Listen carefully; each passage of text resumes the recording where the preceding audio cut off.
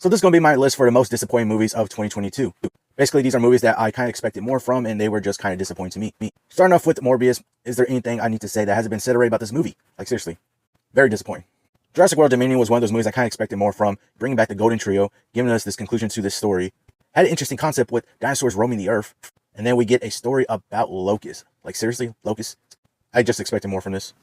Next up is going to be Halloween Ends. Now, this one is not as big of a disappointment. I actually talked highly about this movie. I think it has a great story, but it's a story that could have been used for another movie. The main focus on this movie should have been the last and final battle between Michael Myers and Laurie Strode, and we did not get enough of that.